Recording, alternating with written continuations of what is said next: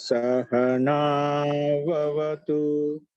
सहनौ भुनक्तु सह वीर्यं करवावहै तेजस्विनावधीतमस्तु मा विद्विषावहै।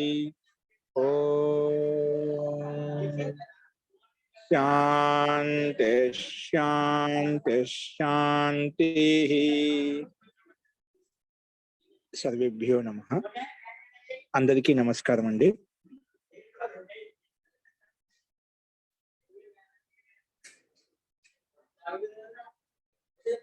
నిన్న మనము సంప్రతిభ్యాం అనాధ్యానే అనే సూత్రం వరకు చెప్పుకున్నాము. నిన్న చెప్పిన పాఠంలో ఎవరికన్నా సందేహాలు ఉంటే చెప్పండి.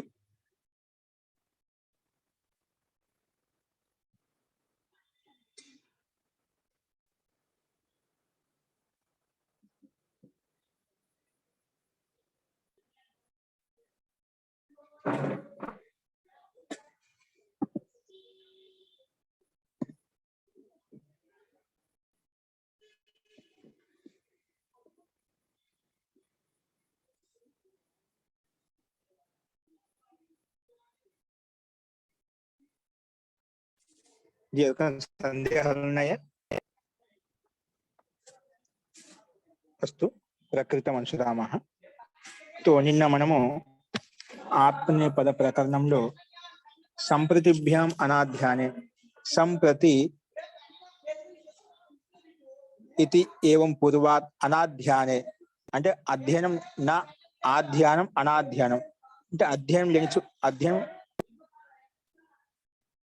లేకుండా అనధ్యాయ విషయంలో వర్తమానంగా విద్యమానంగా ఉన్నటువంటి జ్ఞాధాతు చేత ఆత్మనేపదం వస్తుంది అని చెప్పాము.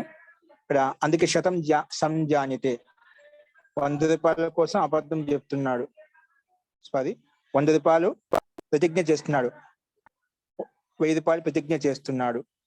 ఇలాగా ఈ అర్థంలో మనము తీసుకున్నాము. ఇక్కడ ఆధ్యానం అంటూ అంటే అధ్యయనార్థం అంటూ ఏది లేదు కాబట్టి ఇలాంటి అర్థంలో ఉన్నటువంటి జ్ఞాధాతు చేత ఆత్మనేపదం వచ్చింది. అది మనం నిన్న చూసాము.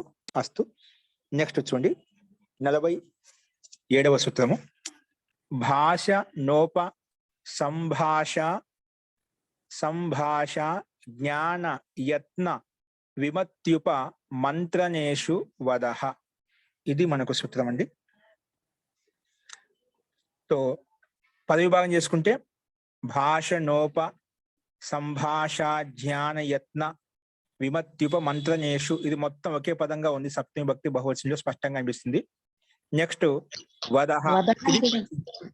మహోదయ వదః కూడా ఏంటండి? మంత్రనేషు వదః కూడా ఉంది. మంత్రనేషు ఇంతవరకు ఒక పదం అండి, అది సప్తమి భక్తి బహువచనం విడగొట్టుకున్నాము. వదః భిన్న పంచమి భక్తి ఏకవచనం. వదః పంచమి భక్తి ఏకవచనం. ఓకే, వదః పంచమి భక్తి ఏకవచనం.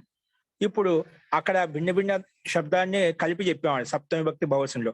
అందులో ఏ శబ్దాలు ఉన్నాయి, ఏ ఉపసర్గాలు ఉన్నాయి, ఏ ధాతులు ఉన్నాయంటూ ఏంటి ఇప్పుడు మనకు సమాసం ద్వారా తెలుస్తుంది. చూడండి, భాషణం చ ఉపసంభాష చ జ్ఞానం చ యత్నశ్చ విమతిశ్చ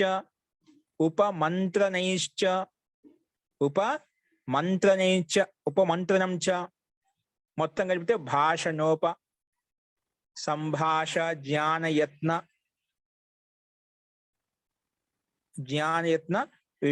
విమత్యుప మంత్రణాని. విమత్యుప విమా ప్లస్ ఉప, అక్కడ సంధి చేస్తే విమత్యుప అయిపోయింది. ఎన్న సంధి చేస్తే విమత్యుప మంత్రణాని అయిపోయింది బహువచనంలో. మొత్తం కలిపితే తేషు మంత్రనేషు అలాగా వస్తుంది. ఇతర యోగ ద్వంద్వ సమాసం. సో ఏ శబ్దాలు ఉన్నాయి? భాషణ, ఉపసంభాష, జ్ఞాన, యత్న, విమతి, ఉపమంత్రణ, ఇవన్నీ శబ్దాలు ఇవ్వబడ్డాయి. ఈ శబ్దాలు ఉన్న చోట ఈ అర్థాలు ఎక్కడైతే ఉంటాయో ఇటువంటి అర్థంలో వద్ధాతు చేత కూడా ఆత్మీయ పదం వస్తుంది అని చెప్పి మనకు సూత్రార్థం చెప్తుంది. అందులో ఇక్కడ అనువృత్తి ఆత్మీయ పదం ఒకటి మాత్రం పైనుంచి అనువృత్తి తీసుకున్నాం. ఇక్కడ ధాతు ఇక్కడే నిర్ధారించబడిన సూత్రంలో వదహ అంటే వద్ధాతు అని చెప్పి. తో ఒక్కొక్క శబ్దానికి అర్థం ఏంటో మనం చూద్దాం. అందులో మొట్టమొదటి శబ్దము భాష. భాషణం శబ్దం ఇచ్చాడు. భాషణం, భాషణం కదా. భాషణం నపుంసకలింగంలో ఉంది, అందుకే భాషణం అని చెప్పాం అక్కడ. అసలు భాషణం అంటే ఏమిటి? దీప్తి. భాషణం అంటే ఏమిటి? దీప్తి అంటే ప్రకాశం. సూత్రంలో భాషణం శబ్దానికి అర్థం ఏంటి? దీప్తి అంటే ప్రకాశము. రెండవది ఆచార్య భాషణం కదండి. భాషణం. నేను భాషణం అంటే ప్రకాశం. భాషణం, భాషణం కాదు. ఓకే అండి, మీకు ఉచ్చారణ అలా వినిపించవచ్చు. మూర్ధన్య శకారం, దంత శకారం. భాషణం అంటే దీప్తి అంటే ప్రకాశము, భాషణం అంటే. నెక్స్ట్ ఉపసంభాష. ఉపసంభాష. ఉపసంభాష అంటే ఏమిటి? స్లైడ్ మార్చండి లలిత, స్లైడ్ మార్చున్నాను. ఉపసంభాష. ఉపసంభాష అంటే సంభాషణం. ఇక్కడ కూడా ఏంటండి? అక్కడ భాషణం అంటే ప్రకాశనం, ఇక్కడ ఉపసంభాష అంటున్నాం. ఏమంటున్నాం అండి? ఉపసంభాష అంటే ఉపసాంత్వనం. కనిపిస్తుంది చూడండి స్లైడ్ మీద. ఉపసాంత్వనం. ఏ సాంత్వనం? ఉపసాంత్వనం. ఉపసాంత్వనం. ఉపసాంత్వనం అంటే ఓదార్చడం అని వస్తుందండి. ఓదార్చడం. ఉపసాంత్వనం చేయడం అంటే ఓదార్చడం. మనం అంటూ పిల్లల్ని ఓదారుస్తుంటాం, పెద్దవాళ్ళని ఓదారుస్తూ ఉంటాం. రకరకాల సందర్భాన్ని బట్టి కష్టాల్లో, సుఖాల్లో, దుఃఖాల్లో ఉన్నటువంటివన్నీ భిన్న భిన్న సందర్భంలో భిన్న భిన్న రకాలుగా మనం ఓదారుస్తూ ఉంటాం అంట. ఓకేనా? సో ఉపసంభాష అంటే ఉపసాంత్వన అంటూ ఓదార్చడం. నెక్స్ట్ జ్ఞానం. సమ్యక్ అవబోధ అంటే మంచిగా, సమ్యక్ అవబోధ మంచిగా అర్థం చేసుకోవడం, దాన్ని జ్ఞానం అంటాం. జ్ఞానం అంటే మంచి అవబోధన అంట. ఎక్కడైతే జ్ఞానం ఉంటుందో అక్కడ యథార్థత ఉంటుంది, యథార్థ జ్ఞానం ఉంటుంది. అది యథార్థ జ్ఞానం అంటాం, విశిష్ట జ్ఞానం. అస్తు ఇక్కడ దాన్ని సమ్యక్ అవబోధ. నెక్స్ట్ యత్న అంటే ఉత్సాహ. ఏంటి? ఏదైనా పని చేయడానికి ఉత్సాహం. యత్న అంటే ఉత్సాహ. విమతి, నానామతి. విమతి అంటే విశిష్టమతి, అంటే భిన్న భిన్న విషయాలు భిన్న భిన్న రకాలుగా మతి పనిచేయడం, అంటే బుద్ధి పనిచేస్తున్నాడు. విమతి, నానామతి. నానా విషయాలు భిన్న భిన్న విషయాల్లో భిన్న భిన్న రకాలుగా ఎప్పుడు ఎక్కడ ఏ రకంగా కావాలంటే ఆ రకంగా మతి పనిచేస్తుంది. విమతి, విశిష్టమతి ఎవరికైతే ఉంటుందో అటువంటి వ్యక్తికే భిన్న భిన్న విషయాల్లో కూడా అతని యొక్క మతి, అతని యొక్క బుద్ధి సక్రియంగా పనిచేస్తూ ఉంటుంది. అందుకే వినమతి అంటే నానామతి, విశిష్టమతి, విమతి. అస్తు. ఉపమంత్రణం అంటే ఏమిటి? ఉపమంత్రణం అంటే ఏకాంతే భాషణం.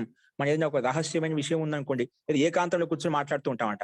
ఏకాంతంలో కూర్చొని మాట్లాడుతుంటే అది ఉపమంత్రణం అని చెప్పాం. ఏకాంతంలో, ఏకాంతే భాషణం, ఏకాంతంలో కూర్చొని భాషణం చేయడం అన్నమాట. ఇది ఏతి ఇలాంటి అర్థాలు ఏంటివి? ఉపసంభాష, జ్ఞాన, యత్న, విమతి, ఉపమంత్రణ, ఇలాంటి అర్థాల్లో ఇప్పుడు ఏవైతే చెప్పుకున్నామో. ఇది ఏతేషు, ఈ అర్థాల్లో, ఇది సప్తమిభక్తి బహువచనంలో, ఇది ఏతేషు అర్థేషు వర్తమానాద్ వద్ధాతు. ఈ అర్థంలో ఉన్నటువంటి వద్ధాతు ఏదైతే ఉందో అటువంటి ధాతు చేత కూడా ఖచ్చితంగా ఆత్మనే పదమే వస్తుంది. ఓకేనా? ఇటువంటి అర్థాలు అంటే ఖచ్చితంగా అక్కడ ఆత్మపదం కదా, దాంట్లో పరస్మైపదికి గుంజాయిస్ లేదు ఇక్కడ. ఇంకా దాని గురించి ఆలోచించాయి. ఇలాంటి అర్థాలు ఉన్నటువంటి వద్ధాతు వచ్చిననుకోండి ఖచ్చితంగా అక్కడ ఆత్మపదం ప్రత్యయాలు వస్తాయి అని చెప్పి ఈ సూత్రం నిర్ధారించింది. ఇప్పుడు దానికి ఉదాహరణ క్రమంగా ఒక్కొక్క దానికి ఇస్తున్నామట. ఏంటి చూడండి. ముందుగా భాషణం. భాష అంటే శాస్త్రే వదతే. శాస్త్రంలో చెప్తున్నాడు, మాట్లాడుతున్నాడు. అంటే భాష ప్రకాశం అని చెప్పి, అంటే శాస్త్రంలో ఎదుకైతే వదతే, శాస్త్రే వదతే అంటే శాస్త్రం ఏం చెప్తున్నాడు? శాస్త్రంలో అతని యొక్క బుద్ధి ప్రకాశిస్తున్నమాట. అదే ఇక్కడ వదనం. అదే శాస్త్రంలో తన యొక్క బుద్ధి వికసింపబడింది కాబట్టి, ప్రకాశింపబడింది కాబట్టి వదతే చెప్తున్నాడు, మాట్లాడుతూగలుగుతున్నాడు అనమాట. శాస్త్రంలో ఆ గతి, ఆ ప్రకాశం, ఆ జ్ఞానం కలగకపోతే మాట్లాడతాడా? మాట్లాడు. అందుకే భాషణం. ప్రకాశించేస్తున్నాం. వదతి అంటే మాట్లాడుతున్నాడు అంటే ఏదో ఒక విషయంలో అతనికి ప్రకాశం ఉంది, ఏదో ఒక విషయంలో అతనికి జ్ఞానం ఉంది. ఆ తెలిసిన విషయాన్ని, ఆ జ్ఞాన ప్రకాశాన్ని అందరికి అందజేస్తున్నాడు. అట్లా శాస్త్రంలో వదతే, శాస్త్రే వదతే. ఇక్కడ వదతే అనేది సందర్భాన్ని బట్టి, అర్థాపత్తి బట్టి మనం అర్థం చేసుకుంటాం. డైరెక్ట్ గా మనకి ఇక్కడ భాషణం అనేది ప్రకాశార్థంలో మనకి ధాతులు తీసుకోలేదు, శబ్దం బట్టి అర్థం కాలేదు. కానీ అర్థాపత్తి, అర్థాద్ ఆపద్యతే ఇది అర్థాపత్తి. అర్థానుగుణంగా సందర్భాన్ని బట్టి ఇక్కడ భాషణార్థంలో ఉదాహరణ ఇచ్చాడు. భాషణం అంటే ప్రకాశనం అని చెప్పుకున్నాము, దీప్తి అని చెప్పుకున్నాము.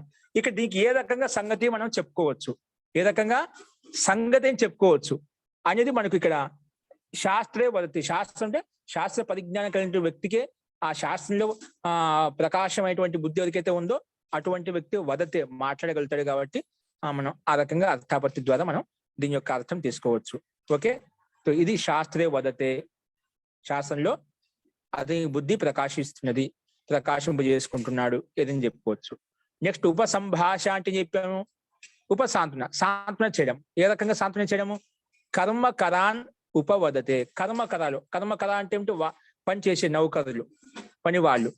ఉపకరాన్ సారీ కర్మకరాన్, కర్మకార అంటే కర్మాగారంలో పనిచేసే వాళ్ళు, కర్మకారులు అంటే పని వాళ్ళు. కర్మకరాన్ ద్వితీయ భక్తి బహువచనం అండి ఇక్కడ. కర్మకరాన్ ఉపవదతే. ఉపవదతే అంటే ఏమిటి? వారిని ఓదార్చడం, వారిని సాంత్వన చేయడం అండి. అందుకే నౌకలను సాంత్వన ఇస్తున్నాడు, ధైర్యాన్ని చెప్తున్నాడు, వారికి ప్రేరేపిస్తున్నాడు. అన్ని రకాలుగా సాంత్వన అంటే ధైర్యం చెప్పడం అంట. అన్ని విషయాల్లో నీకు నేను తోడుగా అండగా ఉంటున్నా అని చెప్పి ధైర్యం చెప్పడం, సాంత్వనించడం, ఓదార్చడం. ఒక రకంగా ఓదార్చడం అంటే ధైర్యం చెప్పడం అన్నమాట అక్కడ. సో ఇక్కడ కర్మకరాన్ ఉపవదతే, ఇక్కడ ఉపసర్గం వదదాతి, ఇక్కడ ఉపవదతే మనకు లక్ష్యము. అది రూపసిద్ధి చెప్పుకున్నాం ఇప్పుడు, ఉపవదతే. నెక్స్ట్ జ్ఞాన విషయంలో అన్నిట్లో మనకు వదధాతు చేత ఆత్మపదం వచ్చిన రూపం చూసుకోవాలండి. కాబట్టి ఈ అర్థం ఎక్కడ వాక్యంలో ఎలా ఉపయోగించబడింది అనేది మనం ఇక్కడ చూసుకుంటున్నాం అన్నమాట. అది గమనించాలి. అస్తు. నెక్స్ట్ ఏంటి? జ్ఞానం. జ్ఞానంలో విషయం చెప్తున్నాడు. వ్యాకరణే వదతే. వ్యాకరణ విషయంలో జ్ఞానం ఉంది కాబట్టి వ్యాకరణం చెప్పుకుంటున్నాం ఇప్పుడు. ఎవరైతే వ్యాకరణం చెప్తున్నారో వ్యాకరణే వదతే, వ్యాకరణంలో చెప్పు. వ్యాకరణంక ఠీక్ జ్ఞాన ప్రాప్తికర్త అంటే వ్యాకరణ విషయం యథార్థంగా జ్ఞానం ఎవరైతే పొందుతున్నారో, వ్యాకరణం వదతే, ఎవరు నేర్చుకుంటున్నారో, ఎవరు చెప్తున్నారో, ఎవరు తెలియజేస్తున్నారో వాళ్ళంతా దీనికి అంతర్గతంలోకి వస్తారన్నమాట.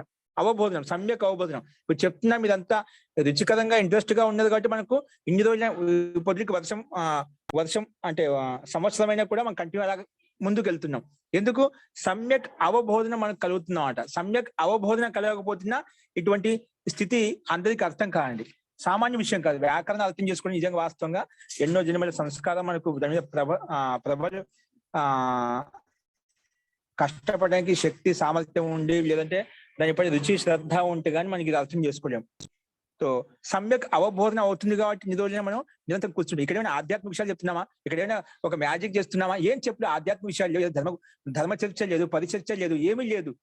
ఓన్లీ శబ్దాలు. ఈ శబ్దం తీసి అక్కడ పెట్టు, ఆ శబ్దం ఇక్కడ పెట్టు, ఈ అక్షరం తీసి అక్కడ పెట్టు, అక్కడ ఇది కలుపు, అవి చెప్తున్నా. అక్షరాలు ఒక వర్ణమాలు చెప్పుకుంటున్నాం, దీంట్లో అర్థం కూడా చెప్పుకోవడం లేదు. శబ్దాలు ఎలా తయారవుతున్నాయి అంతే. కానీ ఇది అర్థ అవగమన పూర్వకం చేసినప్పుడు మహతి ఆనందం కలుగుతుంది అన్నమాట. ఓకేనా? సో ప్రతి శాస్త్రానికి తన ఒక వైశిష్ట్యత ఉంటుంది, వ్యాకరణానికి అప్న వైశిష్ట్యం ఉందన్నమాట. కాబట్టి ఇక్కడ సమ్యక్ అవబోధనం. వ్యాకరణే వదతే, వ్యాకరణంలో యథార్థంగా జ్ఞాని పొందుతున్నాడు, అందుకే వ్యాకరణం వదతే. ఓకేనా? అలా చెప్పుకున్నాం. నెక్స్ట్ యత్న. క్షేత్రే వదతే. ఉత్సాహంగా క్షేత్రంలో పనిచేస్తున్నాడు, పొలంలో పనిచేస్తున్నాడు. క్షేత్రే వదతే అంటే క్షేత్రం గురించి పురుషార్థం చేస్తున్నామట. లేదా క్షేత్రం అంటే అది పొలం కావచ్చు, లేదా క్షేత్రం అంటే ఒక స్థల విశేషం కావచ్చు, గృహ విశేషం కావచ్చు, అది కూడా క్షేత్రమే. స్థాన విశేషాన్ని క్షేత్రం అంటాం. క్షేత్రే వదతే, క్షేత్ర విషయం లేదా ఇంటి విషయంలో పురుషార్థం చేస్తున్నాడు. ఉత్సాహతి అంటే ఉత్సాహం అంటే పురుషార్థ ప్రయత్నం, అది ఇక్కడ ఈ విధంగా అర్థం చేసుకోవాలి. ఇక్కడ శ్రమించడం, కష్టపడడం వస్తుందండి. ఏంటండి? యత్నం అంటే శ్రమించడం, కష్టపడడం అని వస్తుందండి.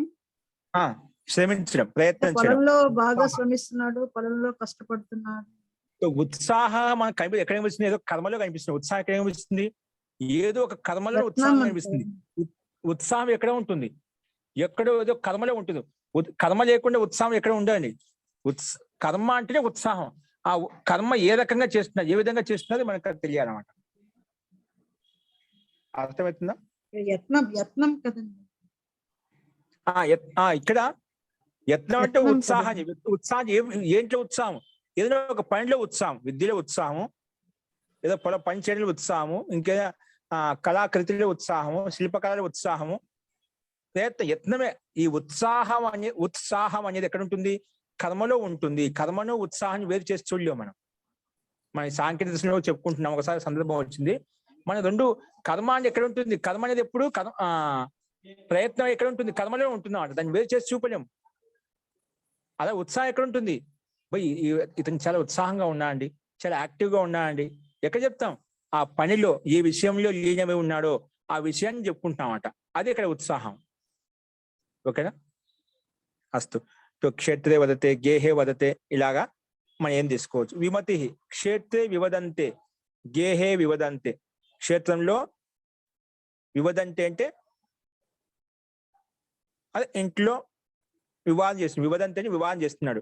పొలంలో వివాహం చేస్తున్నాడు, ఇంట్లో వివాహం చేస్తున్నాడు, ఏదైనా క్షేత్ర విశేషంలో, స్థాన విశేషంలో వివాదం చేస్తున్నాడు, ఇలాంటి అర్థంలో. క్షేత్రే వివదంతే. అన్నిట్లలో వద్దాతను ఉపయోగించి ఆత్మపదం ఎలా వచ్చిందో అది గమనించాలి. అంటే వాటి యొక్క ప్రయోగం ఈ అర్థం ఎలా ఉపయోగిస్తాము అనేది ఇక్కడ వాక్యంగా చూపించాం మనం. విమతి విశిష్టం, అది భిన్న భిన్న విషయాల్లో అతను వివాదం చేస్తున్నామంట, రకరకాల విషయాల్లో. క్షేత్ర వివదంతే, అది వివాదం స్తుతి అర్థంలో కావచ్చు, నిందా అర్థంలో కూడా కావచ్చు అండి. ఓకేనా మహోదయ, ఇక్కడ వి అనేది ఉపసర్గ పెట్టారు, వదంతే అనేది బహువచనంలో చెప్పారు. వదతేకి బహువచనం వదంతే, వి అనేది ఉపసర్గ పెట్టారు మహోదయ. దాని ఉపసర్గం బహువచనానికి వస్తుంది, ఏకవచనానికి వస్తుంది, ద్వివచనానికి వస్తుంది, దానికి సంబంధం లేదు. ఇక్కడ ఉదాహరణలో మాత్రం ఆయన బహువచనానికి వి అనే ఉపసర్గ చేర్చాడు. అది అంటే ఎక్కువ మంది పనిచేస్తే అలాగా వస్తుంది అనుకుంటా అర్థం. ఎందుకంటే బహువచనంలో ధాతువు బహువచనంలో పెట్టారు కదా. ధాతు బహువచనం పెట్టారని అంటే సూత్రంలో ఏకవచనం ఉంది అంటున్నదా? సూత్రంలో కాదు, ఇందాక మనం యత్న అనే దాంట్లోనేమో ఏకవచనంలో పెట్టారు. అక్కడ ఏకవచనంలో ఉంది,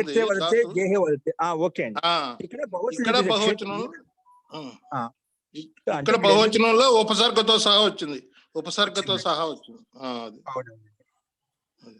ఇంకోటి వదంతే, గేహే వివదంతే అంటున్నదా?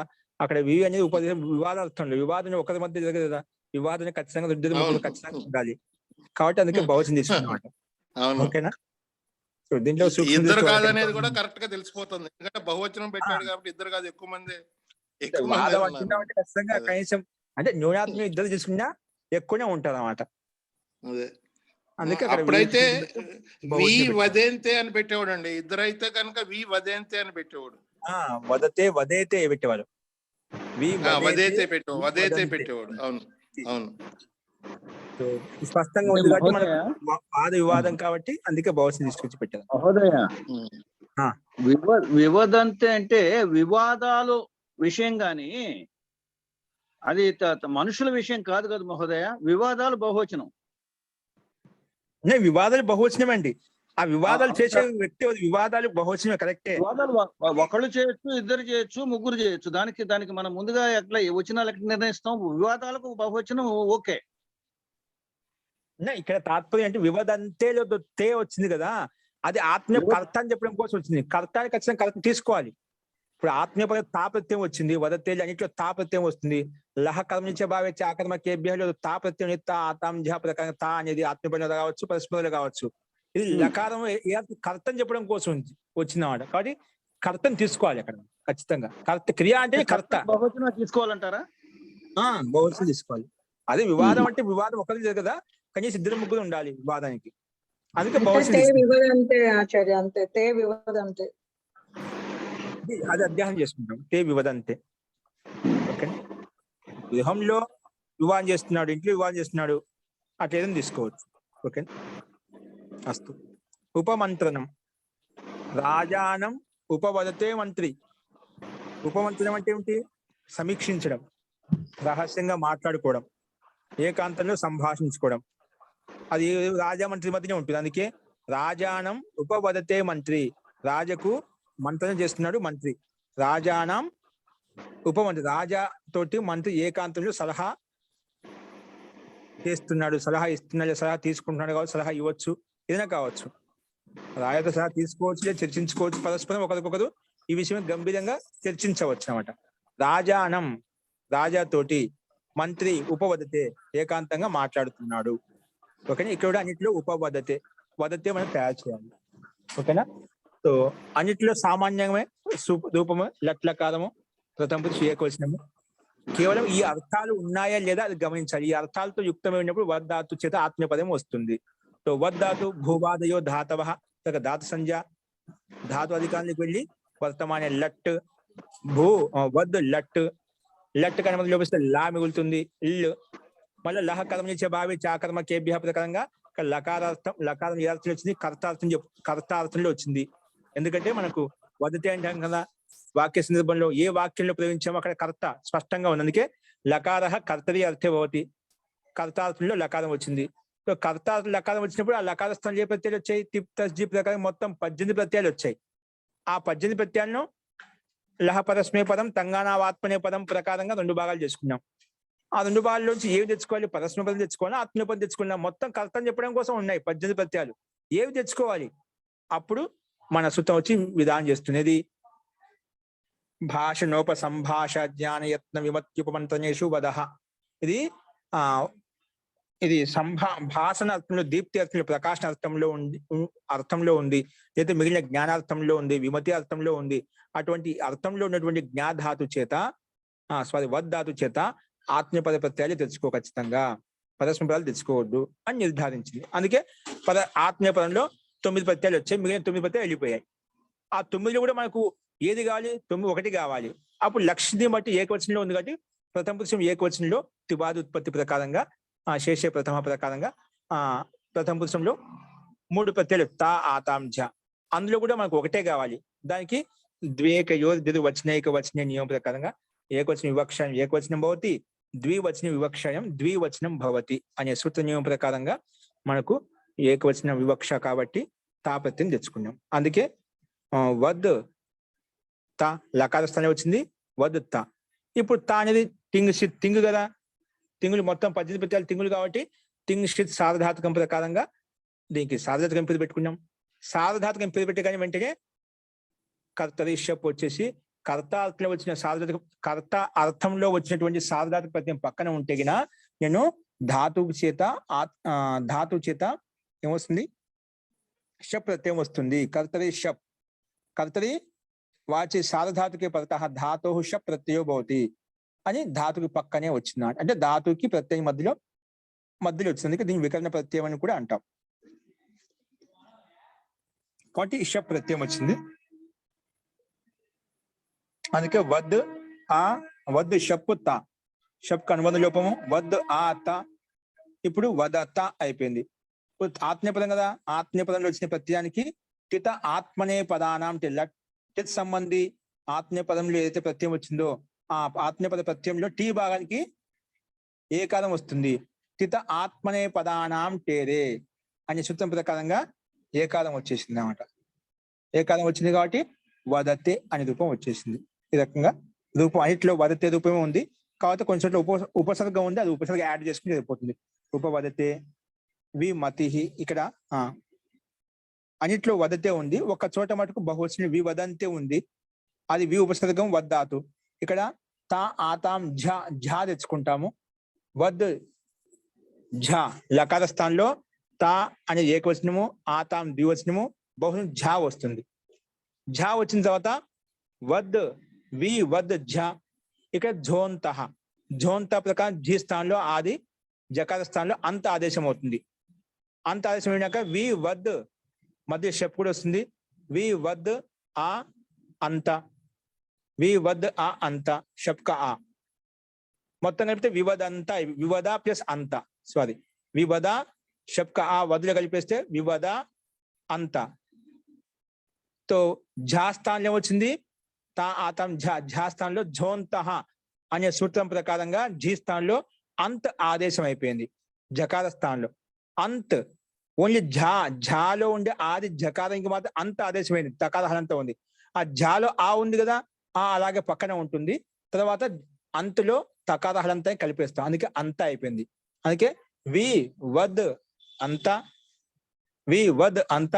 ఇప్పుడు వదులో వి వద అంత, దాలో ఆ ఉంది, షప్క ఆ ఉంది, పక్కన అంతలో ఆ ఉంది. 2 అకారాలు ఉన్నాయి. 2 అకారాలు అకార సవరణ దీర్ఘ ప్రకారంగా దీర్ఘం అయిపోతుంది.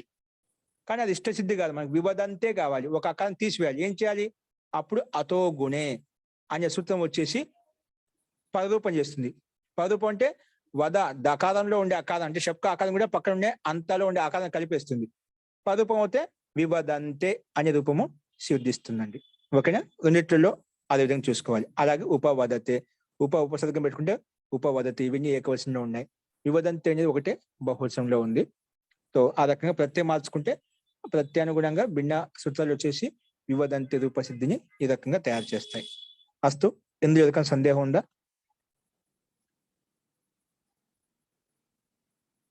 అస్తువా? అవగతం? మహోదయ, ఇక్కడ బహువచనానికి బహుశు బహువచనం వస్తుంది కదా? బహుసు బహువచనం వస్తుందండి. ఓకేనా? బహుసు ఓకే. ద్వేకయో ద్వివచనేకే వచనే అని కాకుండా బహుసు బహువచనం ప్రకారంగా అంత ఝా తెచ్చుకుంటాం. ఓకే. బహుసు బహువచనం ప్రకారంగా జీ. అస్తు, నెక్స్ట్ చూడండి. వ్యక్తవాచాం సముచ్చారణే. వ్యక్తవాచాం సముచ్చారణే, వ్యక్తవాచాం అలాగే అన్నిట్లో మనం అన్ని అర్థాలు ఇదే విధంగా చూసుకున్నామండి. ఓకేనా? అన్నిట్లో వదతే అది మనకు రూపసిద్ధి. ముఖ్యంగా అన్ని మనకు అర్థాన్ని గమనించాలి. అందుకే ఈ సూత్రాలు గుర్తుంటే మనకు ఏదైనా అర్థం అవుతుంది. వాక్య నిర్మాణంగా సాహిత్యం చదివేటప్పుడు కానీ రాసేటప్పుడు కానీ మనకు గుర్తున్నాయి అనుకోండి, ఎందుకంటే లోతుగా అర్థాన్ని మనం అర్థం చేసుకోవచ్చు. అస్తు, నెక్స్ట్ చూడండి.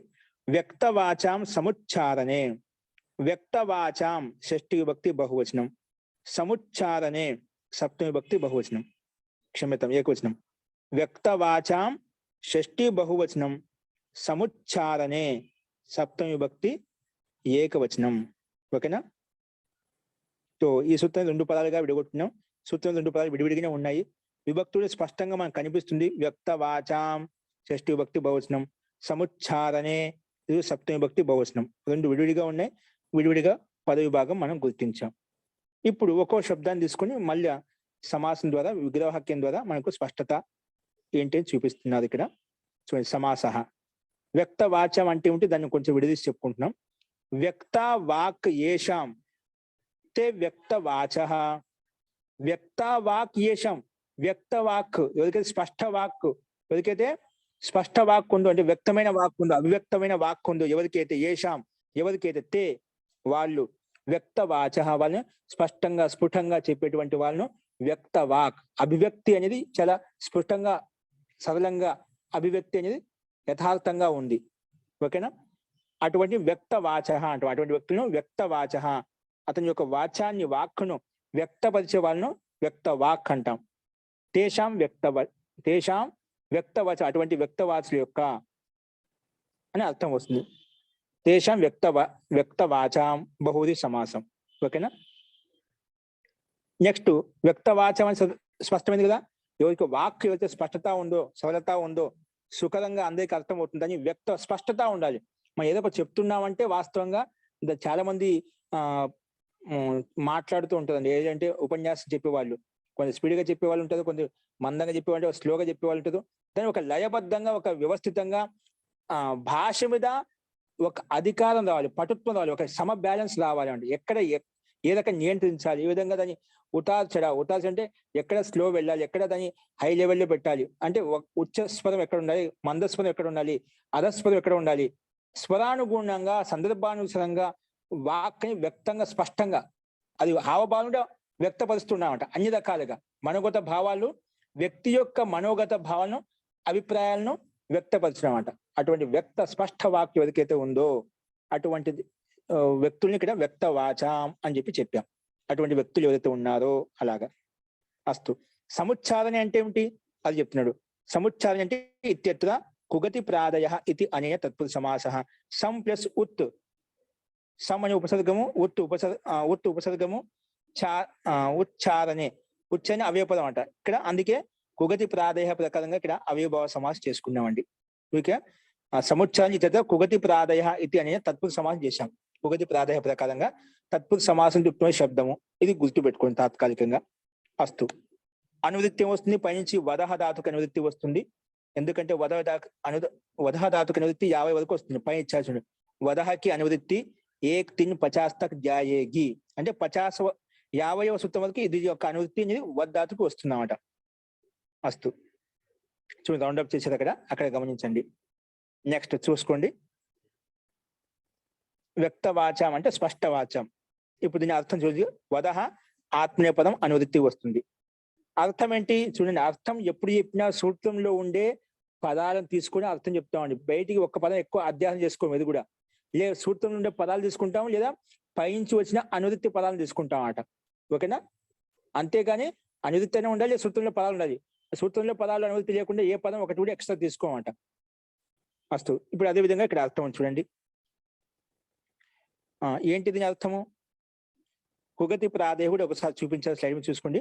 కుగతి ప్రాదేయ అంటే కు శబ్దో గతి సంజ్ఞకాః ప్రాదయశ్చ శబ్దాః సమర్థేన శబ్దాంతరేణ సహ నిత్యం సమస్యంతే తత్పురుషశ్చ సమాసో భవతి. కు శబ్దో గతి సంజ్ఞకాః ప్రాదయశ్చ శబ్దాః ప్రాదయ శబ్దాః సమర్థేన శబ్దాంతరేణ సహ నిత్యం సమస్యంతే తత్పురుషశ్చ సమాసో భవతి. ఇక్కడ మనకు 3 శబ్దాలు ఉన్నాయి. కు గతి ప్రాదయ. సూత్రం కు శబ్దం ఉండాలి, లేదా గత్య అర్థాన్నిచ్చే శబ్దాలను ఉండాలి, లేదా ప్రాదయ అంటే ఉపసర్గాలు ఉండాలి. వీటితోటి అవ్యాలకు సమాసం అవుతుంది. చూడండి, ఇక్కడ మనకు కు శబ్దం ఉందా, గతి శబ్దం ఉందా? కు లేదు, గతి సంజ్ఞకాః గతి సంజ్ఞ కూడా లేదు. ఏముంది మరి? ప్రాదయశ్చ. ప్రాదయ పరాని ఉపసర్గాల్లో ఉన్నటువంటి శబ్దాలు అన్నమాట. ఇక్కడ మనకేంది? సమ్ ఏంటిది? మన ఉదాహరణ చెప్పుకున్నాం, సముచ్చారణ కదా. సమ్ము ఉపసర్గం ఉంది ఇక్కడ. ఏమున్నాయండి? ప్రాదయ ఉన్నాయి, ఉపసర్గాలు ఉన్నాయి. కాబట్టి ప్రాదేశ శబ్ద సమర్థైన శబ్దాంతరైన సహ సమర్థవంతమైనటువంటి వేరే శబ్దం చేత సమాసం అవుతుంది. ఏ సమాసం? నిత్యం సమస్యతే, నిత్య సమాసం అవుతుందంట. అందే నిత్యం సమస్య అంటే తత్పురుషస్య సమాసో భవతి. ప్రాది అనే ఉపసర్గాలు అన్య వేరే శబ్దాంతరం చేత సమాసం అవుతాయి. ఏ సమాసం అవుతాయంటే తత్పురుష సమాసం అవుతాయి. తత్పురుష సమాసం అవుతుంది. ఏ సమాసం అవుతుందంటే తత్పురుష సమాసం అవుతుంది అని చెప్పి ఈ సూత్రం చెప్పింది. అస్తు తో కేవలం సముచ్చారంలో ఎలా ఉందని చూసాము. నెక్స్ట్ చూడండి. తో ఇక్కడ అర్థం గమనించండి. వ్యక్తవాచం సూత్రార్థం ఏంటండి? వ్యక్తవాచం అంటే దాన్ని ఓపెన్ చేసి ఇజుగోల్డ్ చెప్పాడు. వ్యక్తవాచం అంటే వ్యక్తపరుస్తున్నాడు అంటే స్పష్టవాచం, స్పష్టంగా చెప్పడం, స్పష్టంగా మాట్లాడటం. దాన్ని వ్యక్త వాక్ అంటామట. స్పష్టవాచం. సముచ్చారణే. సముచ్చార అంటే సహ ఉచ్చారణే. సముచ్చారం అంటే సహ అంటే కలిపి ఇతరులతో కలిసి మాట్లాడటం. ఇప్పుడు ఏమైనా సంగీతం పాటలు పాడుతున్నా అండి, వాళ్ళ వాక్ ఏంటుంది? సమానంగా పాడే వాళ్ళు ఎవరైతే ఉన్నదో అందరిది లయబద్ధంగా ఒకే గొంతులో ఒకే గొంతుతో కలిసి మెలిసి పాటలు పాడుతుంటదండి. అంటే స్వరం అనేది ఒకే కంఠంగా ఉండాలి, ఏకగ్రీవంగా ఉండాలన్నమాట. కలిసిమెలిసి పాడటం అన్నమాట. ఒక స్వరం ఎన్నికి ఒకసారి ముందుకు ఒక ముందుకు వెళ్తున్నా వెనక వెళ్తా ముందు వెళ్తా అట్లా ఉంటది. అది స్వరయుక్తంగా ఉండేమాట, ఆ స్వరంగా ఉంటుందన్నమాట. కాబట్టి సముచ్చారణ, సమ ఉచ్చారణం అంటే సమానమైన ఉచ్చారణం, సముచ్చారణం అని చెప్పాను. ఉచ్చారణలో ఏదైతే మాట్లాడు సమానంగా ఉండాలి. ఎవరి మాట్లాడినా కూడా వ్యవస్థితంగా ఉండాలి. అట్లా 2-3 మాట్లాడేటప్పుడు సహ ఉచ్చారణం ఉండాలి. అంటే ముఖ్యంగా సంగీతంలో పాటలు పాడేటప్పుడు ఒకరికొకరు కలిసిమెలిసి అన్వయం చేసుకుంటూ, అంటే కలుపుకుంటూ అక్షరాలను భిన్న భిన్నంగా కాకుండా ఒకే స్వరంతో, ఒకే గొంతుతో, ఒకే అర్థాన్ని ఇచ్చే విధంగా, ఒకే లయబద్ధంగా, ఒకే స్థితిలో అది ఉచ్చరించడం అన్నమాట. పలకటం, చెప్పటం ఏదైనా తీసుకోవచ్చు. అది ఇక్కడ ఇచ్చారనమాట. సముచ్చారణ సహ ఉచ్చారణే అంటే సహ అంటే ఒకరికి కలిసిమెలిసి చెప్పండి. ఇప్పుడు వేద పాఠం చెప్పేవాళ్ళు, వేదాన్ని వల్లి వేసే వాళ్ళు అంతా కలిసిమెలిసి చెప్పి అందరూ ఒకే స్వరంగా చెప్తుంటారు. వేదోచ్చారణ మా బ్రాహ్మణులు చూడండి, ఋగ్వేద బ్రాహ్మణులు కావచ్చు, యజుర్వేద బ్రాహ్మణులు కావచ్చు, వాళ్ళంతా ఒకటే మంత్రాలు చెప్తుంటారు, సమానంగా ప్రయత్నం చేస్తుంటారన్నమాట. ఓకే, వెనక ముందున్న వాళ్ళు అడ్జస్ట్ అవుతారు అన్నమాట.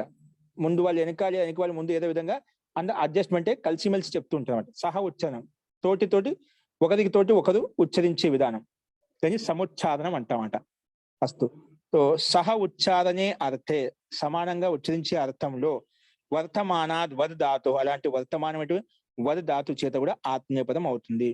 స్పష్టంగా మాట్లాడటము, కలిసిమెలిసి చెప్పడం, ఇలాంటి అర్థంలో ఉన్నటువంటి వద ధాతు ఏదైతే ఉందో అటువంటి వద ధాతు చేత ఆత్మనేపదం వస్తుంది అని చెప్పి ఈ సూత్రము స్పష్టంగా మనకు చెప్పిందండి. ఓకేనా? సో ఇది ఈ సందర్భంలో ఉంటేనే ఆత్మనేపదం వస్తుంది. అదేవిధంగా ఉదాహరణ ఇచ్చాడు ఇక్కడ. సం ఉపసర్గము ప్రవదంతే, 2 ఉపసర్గలు తీసుకున్నాం. సంప్రవదంతే బ్రాహ్మణాః, బ్రాహ్మణులు సంప్రవదంతే చాలా మంచిగా చక్కగా స్పష్టంగా స్ఫుటంగా చెప్తారంట. సంప్రవదంతే కే బ్రాహ్మణాః, ఎవరు చెప్తారు? బ్రాహ్మణులు. ఓకేనా? అంటే బ్రాహ్మణులు సంప్రవదంతే అంటే బ్రాహ్మణులు చాలా పరస్పరంగా కలిసిమెలిసి ఉచ్చరిస్తారు. సంప్రవదంతే కలిసిమెలిసి బాగా ఉచ్చరిస్తారు, లేదా స్పష్టంగా ఒకరు చెప్పినా లేదా కలిసిమెలిసి చెప్పినా స్పష్టంగా ఉచ్చరిస్తారు అన్నమాట. వాళ్ళంతా పరస్పరంగా ఒకరికి కలిసిమెలిసి ఉచ్చరిస్తారు. నెక్స్ట్ సంప్రవదంతే క్షత్రియాః, క్షత్రియులు కూడా పరస్పరం కలిసిమెలిసి ఉచ్చరిస్తారు. అది ఎవరైనా తీసుకోవచ్చు. క్షత్రియులు కూడా పరస్పరం కలిసిమెలిసి ఉచ్చరిస్తారు. సంప్రవదంతే ఎవరు? క్షత్రియాః, క్షత్రియులు. సంప్రవదంతే ఎవరు? బ్రాహ్మణాః, బ్రాహ్మణులు. బ్రాహ్మణులందరూ కలిసిమెలిసి ఉచ్చరిస్తున్నారు. క్షత్రియులంతా కలిసిమెలిసి ఉచ్చరిస్తున్నారు. విద్యార్థులంతా కలిసిమెలిసి ఉచ్చరిస్తున్నారు. ఈ విధంగా పెట్టుకోవచ్చు మనం. ఓకేనా? గాయకాః, గాయకాః మిలిత్వా గాయంతి, అందరూ కలిసిమెలిసి పాడుతున్నారు ఒకే స్వరంలో, ఒకే గొంతులో, ఒకే కంఠంతో. ఓకేనా? తో వ్యక్తవాచం సముచ్చనే, వ్యక్తమైన స్పష్టమైన వాక్కును ఉచ్చరించటంలో వద్ధాతు చేత ఆత్మనేపదం వస్తుంది. స్పష్టంగా ఉచ్చరించే అర్థంలో సహ ఉచ్చారణ ఉండాలి. స్పష్టంగా ఉండి సహ ఉచ్చారణ ఉండాలి. కలిసిమెలిసి చెప్పే ఉచ్చారణ ఉండాలన్నమాట. మరి స్పష్టంగా చెప్తున్నా అంటే ఒక వ్యక్తి స్పష్టంగా చెప్తున్నా, ఇంకొక వ్యక్తి ఇంకో రకంగా చెప్తున్నా అంటే అది సహ ఉచ్చారణ కాదు. స్పష్టంగా ఉండాలి, ఇద్దరి యొక్క వాక్కు సమానంగా ఉండాలి. అటువంటి అర్థంలో ఉన్నటువంటి వద్ధాతు చేత ఆత్మనేపదం వస్తుంది అని చెప్పి మనకు స్పష్టంగా ఈ సూత్రం చెప్పింది. అదేవిధంగా ఇక్కడ ఉదాహరణ కూడా ఇచ్చాడు. వదంతే మనం పైన చెప్పుకున్నాం, ఇక్కడ కూడా అదే విధంగా అర్థం చేసుకోవాలి. రూపసిద్ధి ఏం లేదు, ఇక్కడ అర్థం గమనించడం ముఖ్యం. ఏ అర్థంలో ఆత్మనేపదం ఏ రకంగా వచ్చింది అది గమనించాలి. తో సంప్రవదంతే బ్రాహ్మణాః, ఇక్కడ వదంతే, ఇక్కడ కూడా వదంతే. రూపసిద్ధి వాక్యప్రయోగం ఈ రకంగా ఉంటుంది. జస్ట్ ఎగ్జాంపుల్ మనం చూసాం. నెక్స్ట్ చూడండి. యహాసే వ్యక్తవాచాం సముచ్చారణే సారా సూత్రికి, మొత్తం సంపూర్ణ సూత్రానికి అనువృత్తి 50, ఇది కూడా 50 వరకు అనువృత్తి వస్తుందండి. ఓకేనా?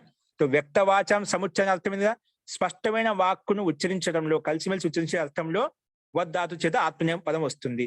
అదే సూత్రం సంపూర్ణ సూత్రానికి అనువృత్తి ఇక్కడ కూడా వచ్చింది. ఈ సూత్రాన్ని ప్లస్ అనోర కర్మకాత్ అనే సూత్రాన్ని కలిపి సూత్రార్థం చెప్పుకుంటాం. ముందు అనోర కర్మకాత్ అంటే ఏమిటో చూద్దాం. పద విభాగం. అనోర కర్మకాత్. మహోదయ ఇక్కడ ఈ రెండో పదంలో సముచ్చారణలో మూడు చెప్పారు కదండి కండిషన్స్. ఏ కండిషన్? 3 అండి.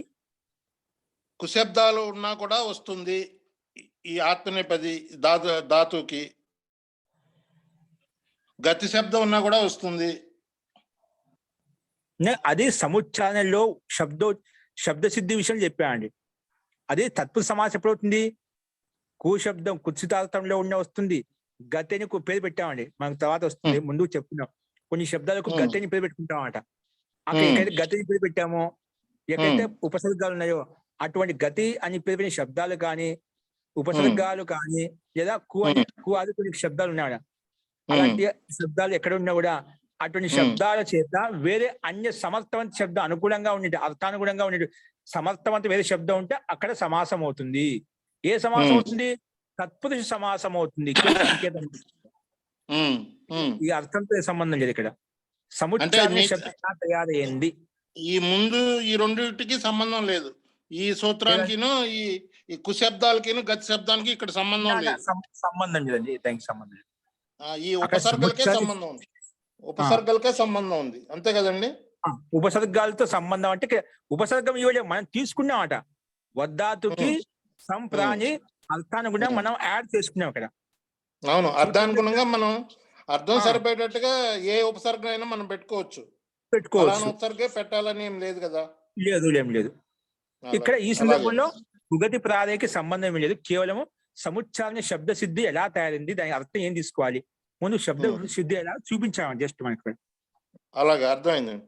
ధన్యవాదాలు. ఎందుకంటే ఇప్పుడు సముచ్చారణ అని చెప్పాం మనం. దీనికి అవునవును. సమాసం తీసుకునే కొన్ని సం భిన్నంగా ఉంటుంది, ఉత్తు ఉపసర్గం భిన్నంగా ఉంటుంది, ఉచ్చారణ భిన్నంగా ఉంటుంది. భిన్న అవునవును. భిన్నంగా ఉంటే ఉమ్. అర్థాన్ని బోధింపలేవు. అర్థాన్ని ఉమ్. బోధింపాలంటే ముందు ఉపసర్గాన్ని ఆ ఉచ్చారణ అవయ పదాన్ని కలుపుకోవాలి మనం. ఈ ఉమ్. శబ్దాలను కలుపుకున్నప్పుడే మనకు కలిసిమెలిసి ఒక అర్థాన్ని బుద్ధోతిస్తుంది. సముచ్చారణ అంటే కలిసిమెలిసి ఉచ్చరించే అర్థంలో, ఎలా ఇప్పుడు కలిసిమెలిసి స్పష్టంగా ఉచ్చరించే అర్థంలో ఉన్నప్పుడు వద్ధాతు చేత ఆత్మీయ పదం వస్తుంది అని చెప్పి. అది మొదటిది. రెండోది సముచ్చరణ ఉంది కదా, అది గాని ఇది గాని కదా. స్పష్టంగా చెప్పేది ఒక సందర్భం, రెండోది సముచ్చారణ అనేది రెండో సందర్భం కదా అండి. రెండు ఒకటే, స్పష్టంగా ఉండాలి. ఒకటేనా? ఏది దానికి విశేషంగా తీసుకోవచ్చు మనం. సముచ్చారణ వ్యక్తవాచనం, కలిసిమెలిసి ఉచ్చరించే కలిసిమెలిసి ఉచ్చరించే అర్థం ఎలా ఉండాలి? వ్యక్తవాచనం స్పష్టంగా ఉండాలి. రెండు అర్థాలు భిన్న భిన్నం కాదు ఇక్కడ, ఒకే అర్థం. దానికి విశేషణం వ్యక్తవాచ ఎలా ఉండాలి? సహాయంగా కలిసిమెలిసి ఉచ్చరించే అర్థంలో. అలాగే ఇతరేతర ద్వంద్వ సమాసం చేస్తే అప్పుడు దేనికి దానికి విడివిడిగా వచ్చేది, అప్పుడు చెప్పుకోవచ్చు. అప్పుడు అలా తెలియదు చెప్పుకోవచ్చు. ఇక్కడ మనకు, అక్కడ అలా చేయలేదు కాబట్టి దీనికి రెండు కలిపి విశేషణంగా తీసుకోవాలి మనం. తీసుకోవాలండి. అర్థమైందండి. ధన్యవాదాలు గురుగారు. నెక్స్ట్ అనోద కర్మకాత్. అనోహ పంచమి భక్తి ఏకవచనము, అకర్మకాత్ పంచమి భక్తి ఏకవచనం. అనోహ అకర్మకాత్, అనోద కర్మకాత్ లో అనోహ అకర్మకాత్ సంధి చేసాం కాబట్టి ఇక్కడ అకర్మకాత్ అయిపోయిందండి. ఓకేనా? అంటే అనోహలో ఇక్కడ రేపానికి మనం ఊ చేసాం, ఊకి మళ్ళీ ఓ చేస్తే అనోహ అయిపోయింది. పక్కన అకర్మకాత్ అలాగే ఉంది. ఎప్పుడైతే మనం చేయలేమో విసర్గంగా రూ వస్తుంది, రూకి రేపం వచ్చింది కాబట్టి అనోద కర్మకాత్ అయిపోయింది అనమాట. రేపు హలంతం ఉంటుంది కాబట్టి సంధి చేయనప్పుడు, అందుకే అనోద అకర్మకాత్ అనేది మనం కలిపి రాసాం సూత్రంలో. విడగొట్టినప్పుడు విడివిడిగా చూపించాం. అనోహో అకర్మకాత్, అనోహ పంచమి భక్తి ఏకవచనము, అకర్మకాత్ పంచమి భక్తి ఏకవచనం. ఇక్కడ శబ్దాలు విడివిడిగా సింగిల్ గా ఉన్నాయి కాబట్టి సమాసం చేయాలని విగ్రహానికి కానీ రెండు శబ్దాలు ఉన్నాయి. ఇక్కడ శబ్దాలు రెండు భిన్న భిన్న, అనోహ ఒకటి అకర్మకాత్ ఒకటి భిన్న భిన్నంగానే ఉన్నాయి. చెప్పాలంటే అకర్మకాత్, నా కర్మకాత్ అకర్మకాత్ అలా కొంచెం దాన్ని తీసుకోవచ్చు, కానీ స్పష్టంగా ముందు చెప్పుకున్నాం కాబట్టి చెప్పలేదు. సో భిన్న భిన్నంగానే రెండు పదాలు ఉన్నాయి కాబట్టి ఇక సమాసం అంటే ఏమీ లేదు, డైరెక్ట్ గా అనువృత్తి ఇచ్చారు. అనోహ పంచమి విభక్తి ఏకవచనం, అకర్మకాత్ పంచమి విభక్తి ఏకవచనం. అనువృత్తి ఏంటి? వ్యక్త వాచాం సముచ్చారణే, పైనుంచి అనువృత్తి మొత్తం వచ్చేసింది. వదహ వద్ధాతుకు అనువృత్తి, ఆత్మీయపదం ఆత్మీయపదకు అనువృత్తి ఎలా నడుస్తుంది పైనుంచి, ఆత్మీయపద ప్రకరణం చెప్పుకుంటాం కాబట్టి. అస్తు. ఇప్పుడు దీని అర్థం చూడండి. అనుపూర్వాత్ ఏంటి? అనోహ అంటే అను ఉపసర్గం తీసుకున్నాయి ఇక్కడ సూత్రంలో. అనోహ అంటే ఏమిటి? అను ఉపసర్గం అంట. దాన్నే షష్ఠి భక్తి పంచమి భక్తి ఏకవచనంలోకి వచ్చి అనోహ అయిపోయింది. గురు శబ్దానికి ఏ విధంగా గురోహ అవుతుందో అది దీనికి రూపం నడిపించామంట, శబ్ద రూపం నడిపించదు. అందుకే అనోహం అయిపోయింది అన్నమాట. అనోహం అంటే అనుపూర్వాత్, అను ఉపసర్గ పూర్వాత్, అనుపూర్వాత్ అకర్మకాత్ వద్ ధాతు. అకర్మ అంటే కర్మ ఉండకూడదు అంటే ధాతు. నా విద్యతే కర్మ యస్య స అకర్మక. కర్మ ఎక్కడైతే లేదో, ఏ ధాతుకు అయితే లేదని అకర్మక ధాతు అంటామట. ఓకేనా? తో అను ఉపసర్గంలో ఉన్నటువంటి అనుపూర్వాత్ అకర్మకాత్ వద ధాతో, అనుపూర్వాత్ అకర్మకాత్ వద ధాతో వ్యక్తవాచాం. అటువంటి అకర్మక ధాతు, అటువంటి ఎటువంటి ధాతు? అకర్మక ధాతు చేత వ్యక్తవాచం. వ్యక్తవాచం అంటే స్పష్టవాచం, సముచ్చారణే స్పష్టమైన వాణి. ఎక్కడ? అందరు కలిసిమెలిసి చెప్పడంలో. ఇప్పుడు కలిసిమెలిసి ఇప్పుడు రెండు భిన్న భిన్న తీసుకున్నాం అనుకోండి, ఒకరు స్పష్టంగా చెప్తే ఒకరు ముందు ముందు చెప్తే, ఒక నేను స్పష్టంగా చెప్తే వెనక ముందు చెప్పినా ఎలా అవుతుంది? అది అవ్యవస్థ అయిపోతున్నాం అన్నమాట. వ్యవస్థ కల్పించాలంటే కలిసిమెలిసి ఒకే స్వరంలో ఒకే గొంతులో ఒకే లయబద్ధంగా చెప్పాలి. అప్పుడు సముచ్చారణ అయిపోతుంది, సమాన ఉచ్చారణ అయిపోతుంది అన్నమాట. అందుకే రెండు ఒకేసారి తీసుకుంటాం. అస్తు. అదే ఇప్పుడు ఇక్కడ అనుపూర్వాత్ అకర్మకాత్ వద్ ధాతో వ్యక్తవాచాం సముచ్చారణే అర్థే వర్తమానాత్ ఆత్మనేపదం భవతి. వర్తమానాత్ అంటే వర్తమానాత్ వద్ ధాతో ఆత్మనేపదం భవతి. ఓకేనా? అను ఉపసర్గంలో ఉన్నటువంటి అకర్మక ధాతు చేత పైన చెప్పుకున్నాము. పైన సామాన్యంగా వద్ధాతు ఆత్మీయపదం వస్తుంది కాబట్టి స్పష్ట వాక్కు ఉండాలి, కలిసిమెలిసి ఉచ్చరించే అర్థంలో ఉంటే ఆత్మీయపదం వస్తుంది చెప్పాం. ఇక్కడ ఏం చెప్పామంటే అక్కడ సామాన్యంగా అన్నిటికీ వర్తిస్తుంది అక్కడ ఇలాంటి అర్థం ఉంటేనా. ఇక్కడ అర్థ నిర్ధారణ ఏం లేదు, ఆ అర్థం కూడా ఉంది ఇక్కడ. అను ఉపసర్గంలో ఉన్నప్పుడు కూడా ఆత్మనేపదం వస్తుంది అని చెప్పి ఈ సూత్రం ఇంకా స్పష్టం చెప్పింది అనమాట. అను ఉపసర్గంలో ఉన్నటువంటి అకర్మక వద్ధాతు ఎక్కడైతే ఉందో అటువంటి అను పూర్వంలో ఉన్నటువంటి అకర్మక వద్ధాతు చేత కూడా వ్యక్తవాచం సముచ్చారణ అర్థే వ్యక్తమైన వాక్కుని సముచ్చరించడంలో అంటే కలిసిమెలిసి చెప్పే అర్థంలో కూడా ఆత్మనేపదం భవతి, వర్తమానాత్ ఆత్మనేపదం భవతి, ఆత్మనేపదం వస్తుంది అని ఈ సూత్రం యొక్క అర్థం చెప్పుకున్నాము. సో ముఖ్యంగా అనోహ అకర్మక, అను ఉపసర్గంలో ఉన్నటువంటి అకర్మక ధాతు ఎటువంటి ధాతు, అటువంటి ధాతు వద్ధాతు దానికి కర్మ ఉండకూడదు అన్నమాట. అటువంటి కర్మ లేనటువంటి అకర్మక ధాతు చేత వాక్కును స్పష్టంగా కలిసిమెలిసి ఉచ్చరించే అర్థంలో ధాతు చేత ఆత్మీయపదం వస్తుంది. ఉదాహరణ ఇచ్చాడు అనువదతే, కటహ, కలాపస్య. కట శాఖ అంటే ఋగ్వేదంలో కొన్ని శాఖ విశేషం వాళ్ళు ఉన్నాయండి. కొంతమంది వేదమంత్రాలను కొంతమంది ఒక ప్రకారాన్ని నేర్చుకుంటారు, కొంతమంది ఇంకొక ప్రకారం నేర్చుకుంటారు. అప్పుడు వేదాలను మనం సురక్షితంగా ఉంచుకోవడం కోసం బ్రాహ్మణులు రకరకాల ఒక్కొక్క శాఖ వేదాధ్యయనం చేసే వాళ్ళు బ్రాహ్మణులు ఉండేవాళ్ళని. కొంతమంది ఒక శాఖ కొన్ని సూక్తాలు తీసుకొని కొంత కట సూక్తాలు కొన్ని ఉన్నాయన్నమాట. అది కట వాళ్ళ ఎవరు ఏ సూక్తాలు నేర్చుకున్నా వాళ్ళ పేరు మీద అది ప్రసిద్ధం అయిపోయింది అన్నమాట. అందుకే ఇక్కడ ఏమిచ్చే ఉదాహరణ అనువదతే కటహ కలాపస్య, అనువదతే కటహ కలాపస్య. ఇక్కడ చూడండి అనువదిస్తున్నారు అనమాట. అనువదితే కటహ కలాపస్య అంటే కలాప శాఖ అధ్యయనం చేసే వాళ్ళు మాట్లాడుతున్నారు. ఏ విధంగా అంటే కట శాఖ వాళ్ళు, కట శాఖ వేదాధ్యయనం చేసే కట శాఖ వాళ్ళు ఎవరైతే ఉన్నారో వాళ్ళు చెప్తూ పోతున్నమాట. వాళ్ళు అనువదంతే, అనువదంటే వాటి వెనక వేరే విద్యార్థులు కావచ్చు, వేరే వాళ్ళు కావచ్చు, వాటిని అనువదిస్తున్నారు. సామాన్య గురువు చెప్తూ పోతుంటారు, శిష్యులు దాన్ని అనువదిస్తూ ఉంటారు. అలాగే గురువులు చెప్తూ పోతుంటారు, వాళ్ళ భక్తులు వాటిని అనుసరిస్తూ పోతుంటారు. అనుసరించడం, చెప్పింది చెప్పినట్టుగా మళ్ళీ అనుసరించడం అన్నమాట. వాళ్ళు ఒక మంత్రం చెప్పారు సస్వరపూర్వకంగా, వీళ్ళు దాన్ని అనుసరిస్తూ మళ్ళీ సస్వరపాఠం చెప్పడం అన్నమాట. అది గురు శిష్యులు తీసుకోవచ్చు, లేదా గురు భక్తుల మధ్య తీసుకోవచ్చు, ఏదైనా కావచ్చు. ఇప్పుడు సంగీతం పాటలు పాడుతూ ఉంటారు, మంచి దైవిక భక్తి పాటలు పాడుతూ ఉంటారు. వాళ్ళు ఒక చరణం చెప్తారు, భక్తులంతా వాళ్ళ చరణం వాళ్ళ రిపీట్ చేస్తూ ఉంటారు అన్నమాట. ఏదైనా చేసుకోవచ్చు. సో మొత్తం ఇక్కడ అనువదితే కటహ కలాపస్య అంటే కలాప అధ్యయనం చేసేటువంటి శాఖ అధ్యాయులు, వేదాధ్యయనం చేసే వాళ్ళు ఏదైతే మాట్లాడుతుంటే వాళ్ళు వెనక వేద కట శాఖని చదివేటువంటి విద్యార్థి ఏదైతే ఉన్నదో వాళ్ళు అనువదిస్తూ ఉంటారు. వాళ్ళు కూడా వెనక చెప్తూ ఉంటారు, అనుసరిస్తూ ఉంటారు. దీన్ని అనువదితే, అనువదిస్తూ అంటే అనుసరిస్తున్నారు, మాట్లాడుతున్నారు.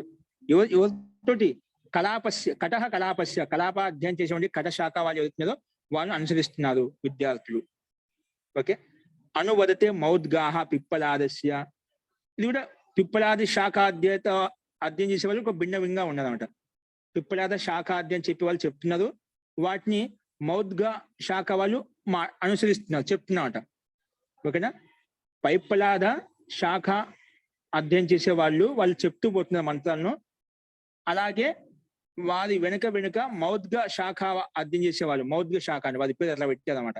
వాళ్ళు ఎప్పుడు ఏది అధ్యయనం చేసేవాళ్ళు వారి పేరుతో మనం ఆ పేరు పెట్టుకుని చెప్పుకున్నామట. అందుకే మౌద్గా శాఖ అధ్యయనం చేసే వాళ్ళు చెప్తున్నారు, వాళ్ళు అనుసరిస్తున్నారు. ఓకే. సో ఇక్కడ అనుసరించే అర్థంలో ఉంది కాబట్టి అకర్మ. ఇప్పుడు అనుసరిస్తే ఏం అనుసరిస్తాం వాళ్ళు చెప్పామంట. కర్మ ఉంది ఇక్కడ, అటు వద్ద తీసుకున్నాము, ఆ కర్మ చూపించడం లేదన్నమాట. వాళ్ళు వేదాధ్యయనం చేసే శాఖ వాళ్ళని అనుసరిస్తున్నారు, వీళ్ళు కూడా అలాగే చెప్తున్నారు అని చెప్పి వాళ్ళు ఏం చెప్తున్నా ప్రశ్న వేస్తామా? కర్మ లేదు ఇక్కడ, అకర్మకు. అది అలాంటి అకర్మక ధాతువు చేత ఆత్మీయపదంలో అటువంటి అకర్మక ధాతువు చేత ఆత్మీయపదం వస్తుంది అని చెప్పి ఇక్కడ మనం ఈ సూత్రం యొక్క అర్థం చూసాము. సో ఇక్కడ కూడా సేమ్ అదే విధంగా రూపసిద్ధి ఉంటుంది. ఒక అనువదతే ఒకటే, అనువదతే రూపం ఒకటే ఉంది మనకు. ఒకటే అన్నిటిలో. సో అను ఉపసర్గం పెట్టుకుంటాం, వదతే పైన చెప్పిన విధంగా అర్థం చేసుకోవాలి. అస్తు. ఇందులో యొక్క సందేహం చెప్పండి. ఇందులో యొక్క సందేహం ఉందా?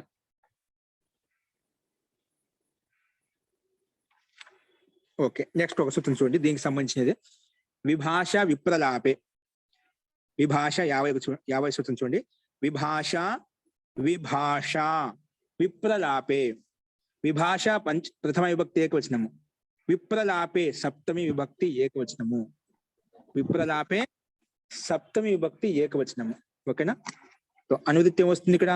అనువృత్తి పైనుంచి చెప్పాం కదా, వ్యక్త వాచాం సముచ్చారణే వదహ ఆత్మీయపదం, ఈ 3 పదాలకి అనువృత్తి వస్తుంది. సో దీని అర్థం చూడండి.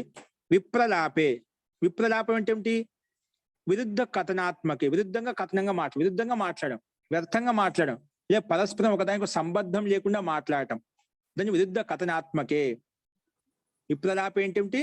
విరుద్ధ కథనాత్మకే వ్యక్తవాచాం సముచ్చారణే అర్థే, వ్యక్తవాక్కు సముచ్చరించే అర్థంలో అంటే సమానంగా పలికే అర్థంలో ఉంటే అటువంటి వర్తమానాలు వద్ధాతు చేత కూడా ఆత్మీయపదం వా భవతి. వా భవతి అంటే వికల్పంగా వస్తుంది. ఎలా వస్తుంది? వికల్పంగా వస్తుంది అన్నమాట. అర్థమైందా? అంటే ఇది ఎందుకు వికల్పం చెప్పింది? సామాన్య వ్యక్తవాచం సముచ్చారణ అర్థంలో ఉంది కాబట్టి, వద్ధాతు కాబట్టి మనకు పై సూత్రం ప్రకారం వచ్చేస్తుంది. కానీ మళ్ళీ ఈ సూత్రం ఎందుకు చెప్పబడింది అంటే వికల్పం కోసము. అక్కడ నిత్యంగా ప్రాప్తమవుతుంది. పై సూత్రం ప్రకారంగా, పై సూత్రం ఏంటి? వ్యక్తవాచాం అనోద కర్మకాత్ వ్యక్తవాచం సముచ్చారణ సూత్రం ప్రకారంగా ఏమవుతుంది?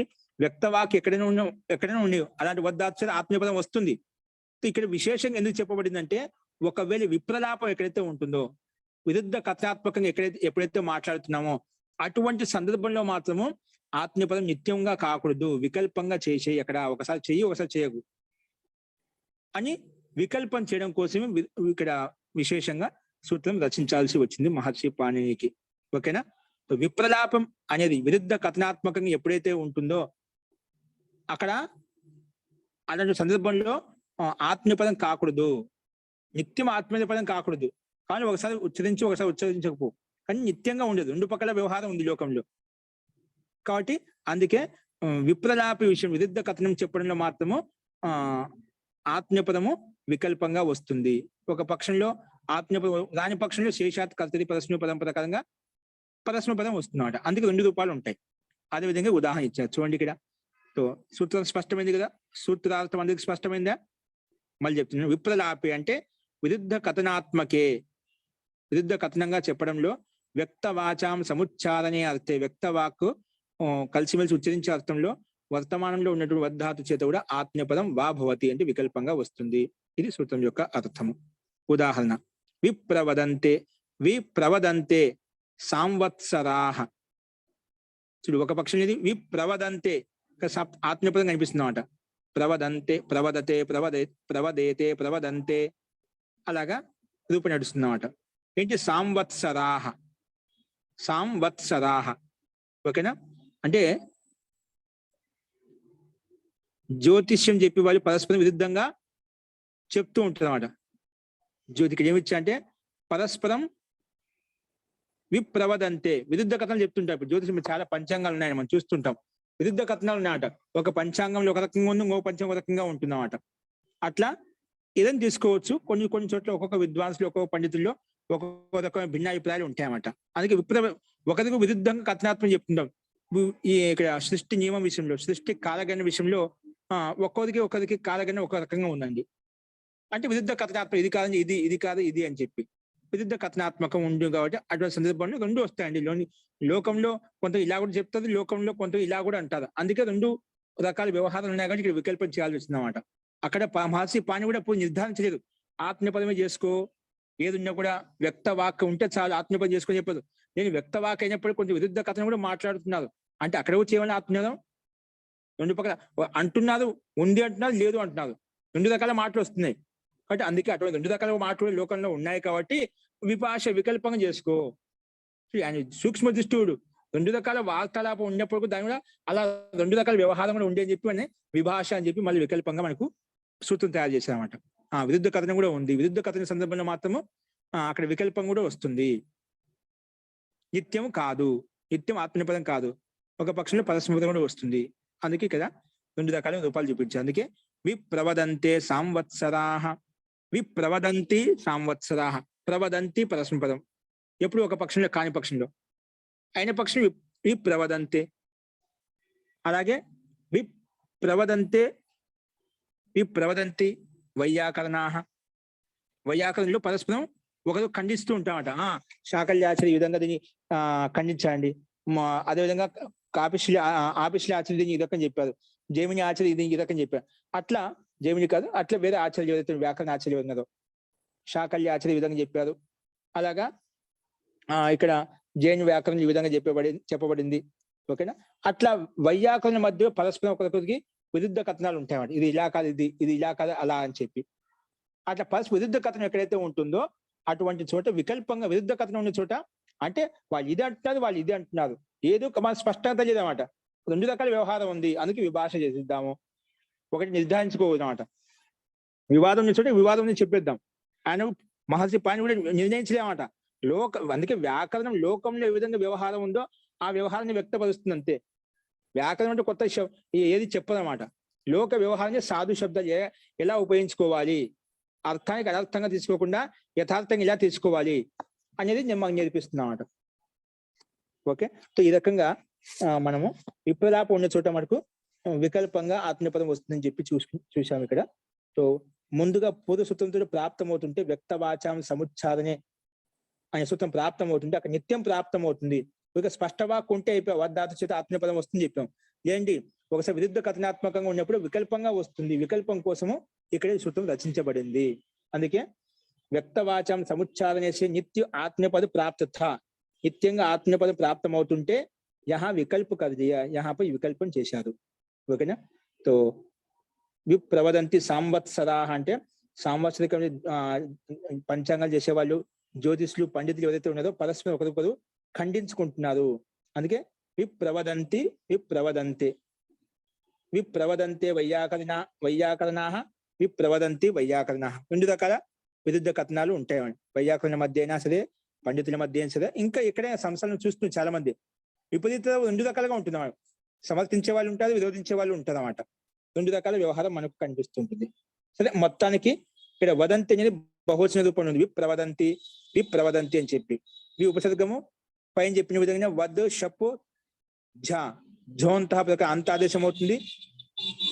తర్వాత ఆత్మీయపదంలో హిత ఆత్మీయ పదానం టేరే ప్రకారంగా విప్రవదంతి అయిపోతుంది. పరస్మ పదంలో శేషాత్ కర్తరి పరస్మ పదం ప్రకారంగా సామాన్యంగా వద్ షప్ జీలో ఝోంత వచ్చేసి జీ ప్రత్యయం వస్తుంది. పరస్మ పదంలో ఆత్మలో ఝా వచ్చినప్పుడు విప్రవదంతి అయిపోయింది. పరస్మ పదంలో జీ వచ్చినప్పుడు విప్రవదంతి అయిపోతుంది. అంతే విషయం. ఝోంత ఇక్కడ అదే వస్తుంది. జీలో ఈ ఉంది కాబట్టి కలిపితే జీ అంతే అయిపోయింది. అక్కడ ఆత్మలో ఆ ఉంది కాబట్టి దానికి టిత ఆత్మనే పదానం టేరే ప్రకారంగా ఏ చేశాం. అందుకు విప్రవదంతి అని 2 రకాల రూపాలు మనకు వచ్చాయండి. అస్తు, ఈ రకంగా పరస్పర విరుద్ధ కథను ఎప్పుడున్నా కూడా అప్పుడు కూడా ఆత్మీయ పదం ఏమొస్తుంది, వద్ ధాతు చేత ఆత్మీయ పదం వస్తుంది అని చెప్పి మనకు ఇక్కడ స్పష్టంగా కనిపిస్తుందండి. అస్తు, సో ఈ రకంగా ఇక్కడ ఇక్కడ వద్దాకు సంబంధించినటువంటి అనువృత్తి 50 వరకు వచ్చింది. అవి మనం చూసాము. నెక్స్ట్ అవాద్ గ్రహ అనే సూత్రం గ్రాధాతు గురు ధాతు వస్తుంది. అది మనం రేపు చూద్దామండి. అస్తు, ఇంతవరకు చెప్పిన వాటిల్లో ఎవరికైనా ఏమైనా సందేహం ఉందా చెప్పండి. మహోదయ చివర్లో అతోగుణే కూడా వస్తుంది కదండి. ఎక్కడ వస్తుందండి. ఎందుకంటే వద అంత అతోగుణే రెండిట్లో వస్తుంది. పరస్మ పదంలో వస్తుంది, ఆత్మీయ పదంలో వస్తుంది. వద అంత అతోగుణ నుంచి పదరూపం చేసేస్తుంది అన్నమాట. అందుకు విప్రవదంతి అయిపోతుంది. అర్థమైందా? విప్రలాపి అంటే ఏమిటి? విరుద్ధ కథనాత్మకే. విరుద్ధంగా ఎవరి కొద్ది వాళ్ళు స్పష్టంగా చెప్పుకుంటున్నారు కానీ విరుద్ధ కథనం ఉంది. విరుద్ధ కథనం ఉన్నప్పుడు మాత్రం ఆత్మీయ పదం కూడా అక్కడ వికల్పంగా వస్తుంది అని చెప్పారు. అందుకే 2 రూపాయలు వచ్చాయి. వదంతి వదంతే. ఏం తీసుకోవచ్చు? భిన్నాభిప్రాయాలను కూడా తీసుకోవచ్చా? భిన్న అభిప్రాయం అంటే విరుద్ధ కథనం అంటే భిన్న భిన్న అభిప్రాయాలే కదా. విరుద్ధ అభిప్రాయం అంటే విరుద్ధ కథనం అంటే మీరు ఒకటి అంటున్నారు, నేను ఒకటి అంటున్నాను. అభిప్రాయాలు ఇక్కడ భిన్న భిన్న కథనాత్మం అంటే విరుద్ధ కథనం అంటున్నాం అండి. తీసుకోవచ్చు. అవి ఇక్కడ ఉల్లేఖనం. అస్తు, ఇంకెవరికన్నా? ఆచార్య ఇక్కడ వే పాద విహరణిలో సమాసలో పాదయోహో విహరణం పాద విహరణం అన్నాడు. తర్వాత తస్మిన్ షష్ఠి తత్పురుష అన్నాడు ఆచార్య. అది తప్పుపడింది ఆచార్య. సప్తమి రావాలి కదా తస్మిన్. ఎక్కడ 41వ సూత్రంలో ఆచార్య వేహే పాద విహరణే సమాసం విడగొట్టినప్పుడు సమాసం చేసినప్పుడు ఆ, పాదయోహ విహరణం పాద విహరణం తస్మిన్ షష్ఠి తత్పురుష అన్నాడు ఆచార్య. అది ప్రింటింగ్ తప్పుపడిందా లేకపోతే అది ఎలా అర్థం కాలేదు ఆచార్య. ప్రింటింగ్ తప్పండి, పాదయోహం ఉండాలి, తయోహం ఉండాలి. ఆచార్య ఓకేనా? జీ ఆచార్య. ఓకే, అతి ఉత్తమం. ఇక్కడ తస్మిన్ ఉండకూడదు, బాగానే క్యాచ్ చేశారు మీరు. ఇక్కడ పాదయోహు విహరణం, రెండు పాదాల యొక్క విహరణం. ఎందుకంటే సప్తమి ఇక్కడ ఏంటి, సప్తమి భక్తి అంటే ద్వివచనంలో ఉంది కాబట్టి మనం ఏకవచనం పెట్టారు, మనం ద్వివచనం పెట్టుకోవాలి అంతే. జీ ఆచార్య. అంటే ఇక్కడ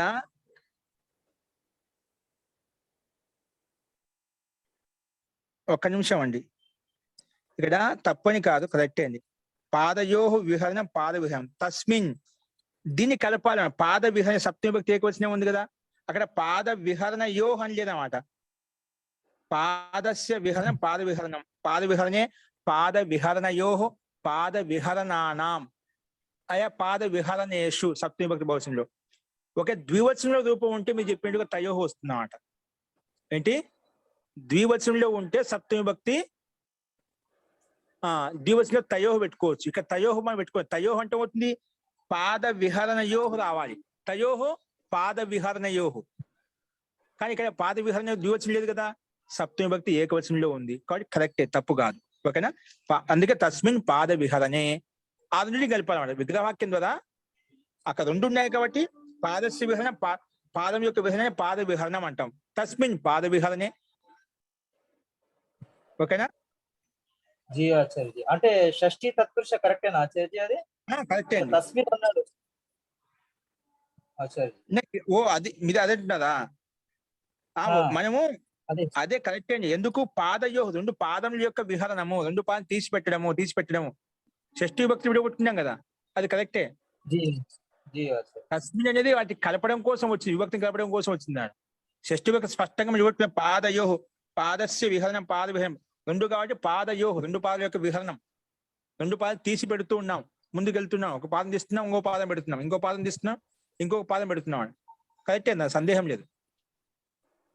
పాద విహరణ అనేది సప్తమి మహోదయ, పాద విహరణ అనేది సప్తమి ఏకవచనంలో విడగొట్టారు మహోదయ, సప్తమి ఏకవచనంలో విడగొట్టారు. అది సప్తమి భక్తి ఏకవచనంలో ఉంది కదా, దాన్ని కలపాలన్నమాట. అందుకే తస్మిన్ పాద విహరణే, ముందు షష్ఠి భక్తి విడగొట్టే అంతిమ తస్మిన్ పాద విహరణే అని చెప్పి విడగొట్టాలి, అది కలుపుకున్నాం అన్నమాట. కరెక్టే అండి. అక్కడ షష్ఠి తత్పురుష అవుతుందండి అయితే.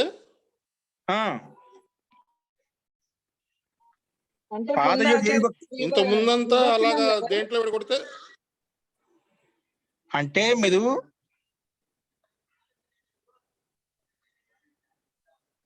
ఒక్క నిమిషం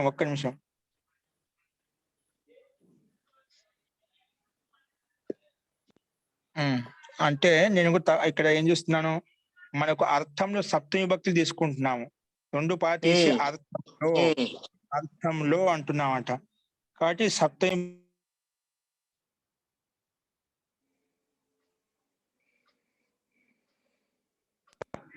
తో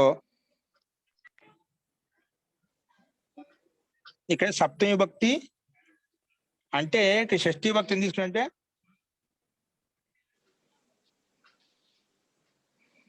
ఇక్కడ మనము రెండు పాదాల యొక్క విహరణం పెడుతున్నాం. ఈ రెండు మధ్య సంబంధం చూడండి, ద్వివచనం ఆచార్య. అక్కడ రెండు పాదాలతోటి మనం తీసి పెడుతున్నా అంటే వాటి మధ్య సంబంధం, పాదయోహ విహరణానికి మధ్య సంబంధం ఉంది. ఆ రెండింటి మధ్య సంబంధం, సప్తమి భక్తి ద్వివచనం కాదు. ఇక్కడ పాదయోహ అనేది సప్తమి భక్తి ద్వివచనం కూడా వస్తుంది, ఇది షష్ఠి భక్తి ద్వివచనము, షష్ఠి భక్తి ద్వివచనం అన్నమాట. అందుకే అక్కడ ఆ రకంగా షష్ఠి భక్తి. ఇక్కడ డౌట్ ఏంటంటే తస్మిన్ అని చెప్పారు కాబట్టి సప్తమి తత్పురుష రావాలి కదా, షష్ఠి తత్పురుష ఎందుకు వస్తుంది అనేది డౌట్. ఎందుకంటే విడగొట్టడం సూత్రంలో పదం విడగొట్టడమే సప్తమిలో విడగొట్టారు. తస్మిన్ అంటే ఇక్కడ మనం విభక్తి ఏంటి, సప్తమి విభక్తి ఏకవచనం పెట్టి అది ఏకవచనం శబ్దం, అందుకే తస్మిన్ తీసుకున్నాం. అవును అవును మళ్ళీ ఏకవచనం షష్ఠీ ఉంది కాబట్టి తత్పురుష షష్ఠీ తత్పురుష సమాసం అని చెప్తున్నారు కదా. ఈ రెండింటి మధ్య పాదయోహ విభజన ఈ రెండింటి మధ్య సంబంధం అది షష్ఠీ తత్పురుష సమాసం. మొత్తం కలిపేటప్పుడు ఓహో తస్మిన్ అది యోజించడం కోసం తస్మిన్ అట. సంబంధం అంటే పాదయోహ విభజన ఇదే మీకు సంబంధం అట. అది షష్ఠీ తత్పురుష సమాసం. తస్మిన్ కాదు. తస్మిన్ అది పాదయోహ విభజన నుంచి కలిపితే పాద విహరణం ఏమి దాని తస్మిన్ పాద విహరణే. ఏకవచనం పెట్టాం అక్కడ. ఓహో తస్మిన్ పాద విహరణే షష్ఠీ తత్పురుష సమాసం అంతేనండి. తస్మిన్ పాద విహరణే పాద విహరణ కలపడం కోసం తస్మిన్ అందులో దాన్ని పాద విహరణి అని చెప్పి సప్తమి భక్తి తీసుకొచ్చి చూపించాలి కదా మనం సమాసాన్ని. ఆ విగ్రహాన్ని సమాసంలో యోజించాలన్నమాట. ఇప్పుడు ఉప ఉంది చూడండి. ఉప రెండు ద్వివచనం చెప్పాం. ఉపశ్చ పరాశ్చ ఉపపర రెండు కాబట్టి ఉపపరం అని చెప్పి తాభ్యాం ఈ ఉపను పదం కలపడం తాభ్యాం నుంచి కలిపే ఉపపరాభ్యాం రెండు ఉన్నాయి కదా అది ఉపపరాభ్యాం తీసుకొచ్చాం. తాభ్యం అలాగే ఇక్కడ తస్మిన్ ఏకవచనం దీంట్లో ద్వివచనం ఉంది కాబట్టి తాభ్యం పెట్టాం. ఇక్కడ ఒకవేళ ద్వివచనం ఉంటే నేను చెప్పాను పాద విహరణ షష్ఠీ భక్తి అనుకుందాం. పాద విహరణ సప్తమి భక్తి ద్వివచనమైనా షష్ఠీ భక్తి ద్వివచనం పాద విహరణ యోహ వస్తుంది అన్నమాట. అప్పుడు పాద విహరణ యోహ అంటే మీరు చెప్పినట్టుగా తయోహో పాద విహరణ యోహో అలా వచ్చే వాళ్ళం అది తీసుకునే అక్కడ షష్ఠీ భక్తి ఉంటుంది సప్తమి భక్తి రాదు. ఇక్కడ ఉండి పాద విహరణే సప్తమి భక్తి ఏకవచనంలో ఉంది కాబట్టి దాని పదాన్ని ఆ నుండి కలపడం కోసమే ఇక్కడ తస్మిన్ శబ్దం చెప్పామాట. ఏకవచనంలో ఉంది కాబట్టి. ధన్యవాదాలు. లక్ష్మణ్ గారు ఆచార్య మహోదయ. ధన్యవాదాలు ఆచార్య మహోదయ. జీ అస్తు అండి. ఇంకేమైనా సందేహాలు అంటే రేపు చూద్దాము. మంత్ర పాఠ.